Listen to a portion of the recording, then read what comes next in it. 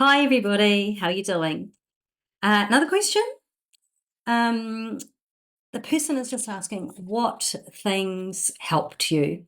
Um, so I'm going to answer that with things that I constantly reminded myself that helped me stay focused on healing, helped me believe that I could, and that just helped make life, joyful despite what was going on around me. Because one of the things, when you're unwell and you're not sure how long you're going to be unwell for, it's important to really recognize and own that this is your life at the moment. These moments are your life.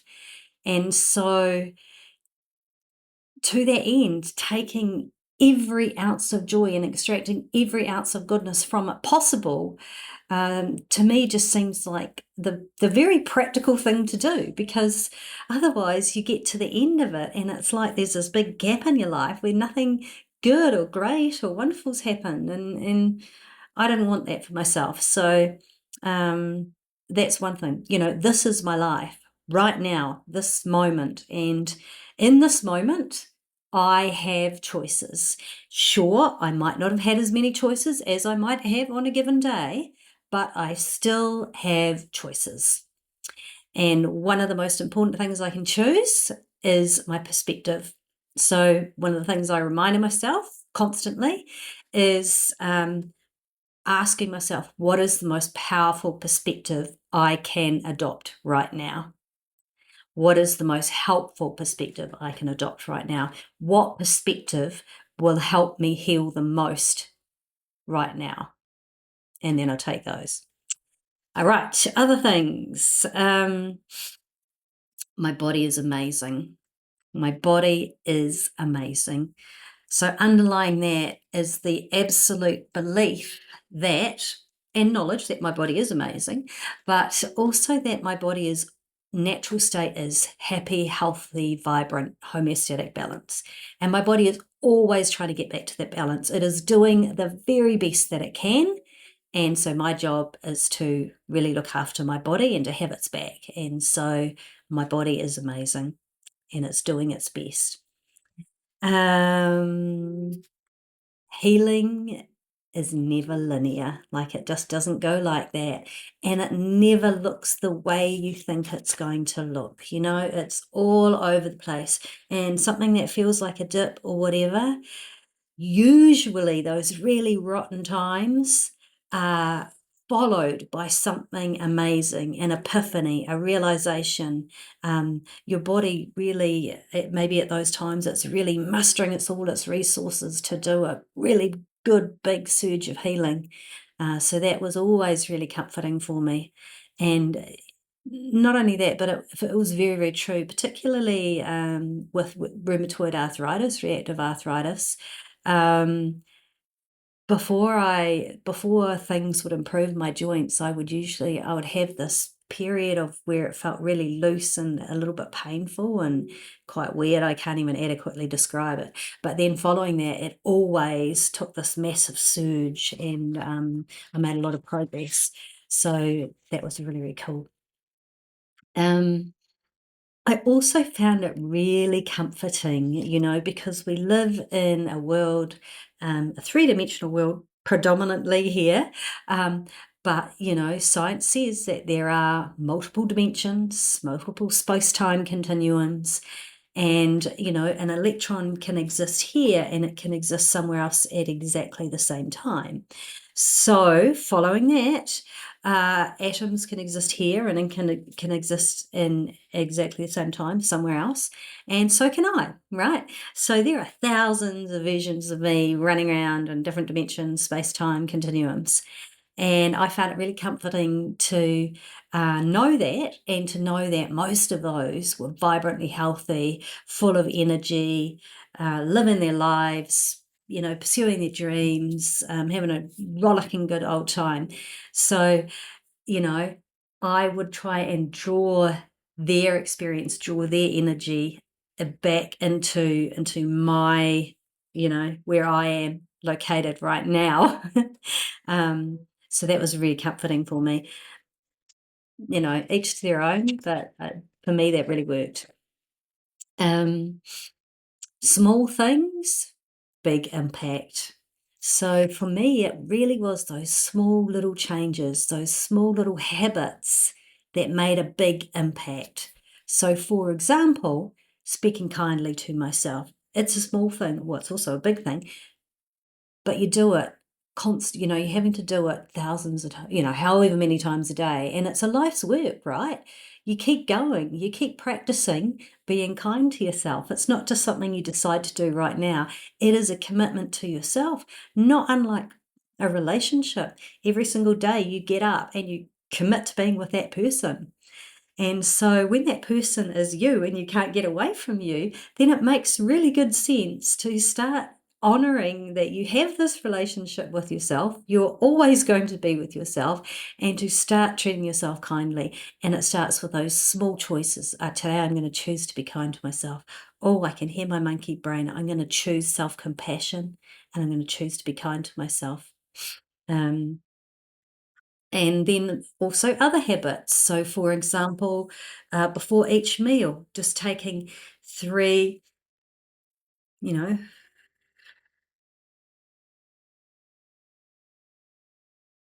big juicy breaths. And even from one, I can feel, my system calming down.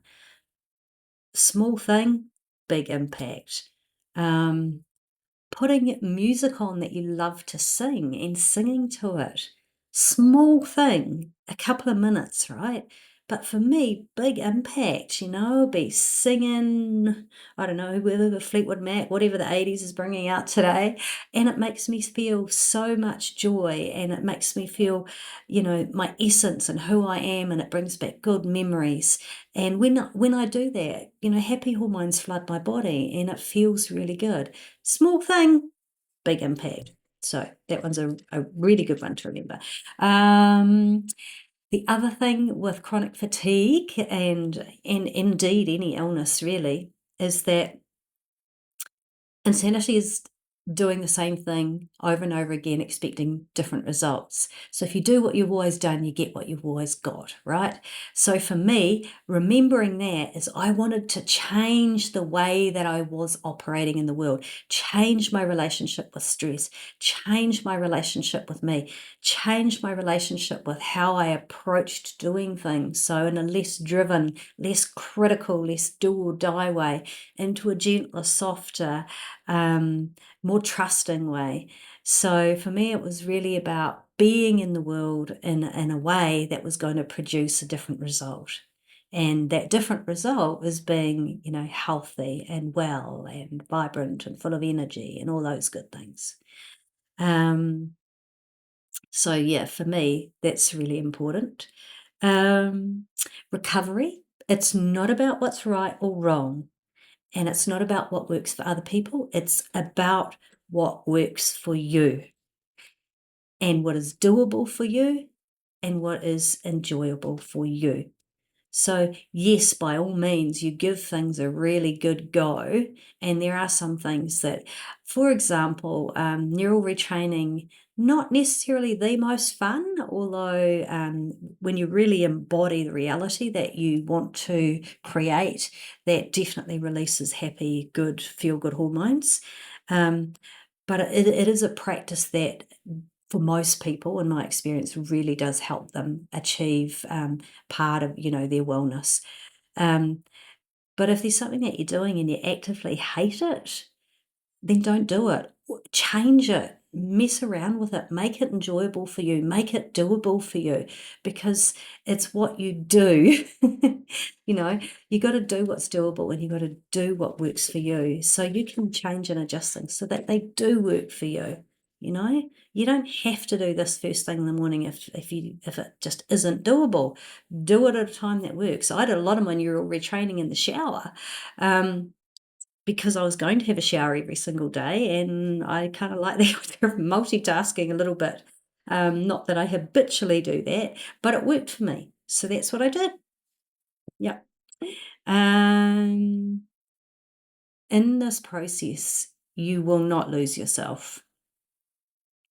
If anything, you will find more of you, especially if you allow it to transform you. Now, transformation doesn't mean becoming someone completely different.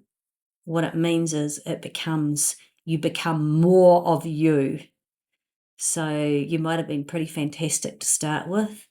Well, when you go through a transformation experience that healing can bring, then you'll be even more fantastic and amazing. Yeah, shinier, brighter. You didn't do anything to deserve this, right? You didn't make it happen. You didn't do anything wrong, right? You didn't. You are where you are, though. So now that you're here, it is up to you, and it is your responsibility to do what you can to get where you want to get, to be how you want to be living the way that you want to live. And that is completely up to you. And I know that that can be a bit of a sucky thing to accept, but there is no one else in this world that is more powerful and more able to move you through this experience than you. No guru, no teacher, no doctor. You know yourself best. You have the most intimate relationship with yourself, with your body, with your mind, with your spirit, above anyone else's. So you are going to do the best job accessing what you need to access and becoming aware of what you need to become aware of in order to heal, to recover, to move through it. And that's really important, right? Really important.